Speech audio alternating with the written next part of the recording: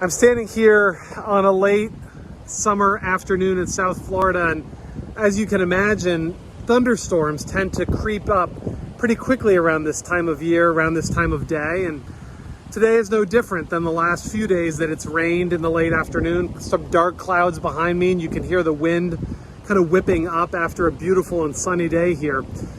And the rains will fall. And as we know from Scripture, water in Scripture has a variety of meanings. It can be an incredible gift of new life and a way of being reborn. Water is talked about as the source of life and as the sustainer of life.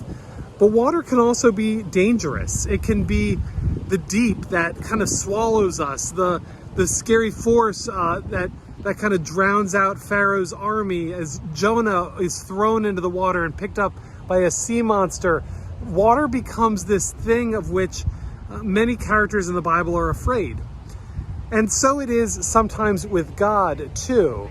Often we see God in the most idyllic of terms. We see God in terms of the love and the care that God has for us, the waters that surround us and give us that new birth, just as God has promised to do in the baptismal waters.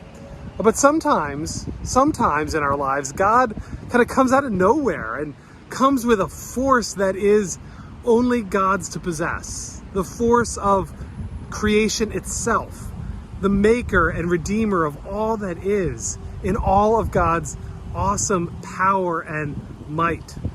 And when we get that type of experience of God, we sometimes find ourselves a bit nervous, a bit afraid. And yet we know through our faith that God is always for us and never against us. That the might of that creating, living, and mighty God is there to love and to care for us, even as we might tremble in fear at the suddenness and the speed and the might that comes upon us in those moments with God.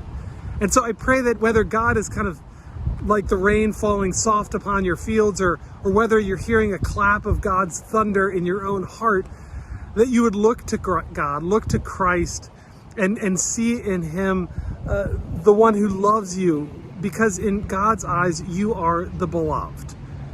And I hope that you will, trust and abide in that love this day and always. We'll see you Sunday.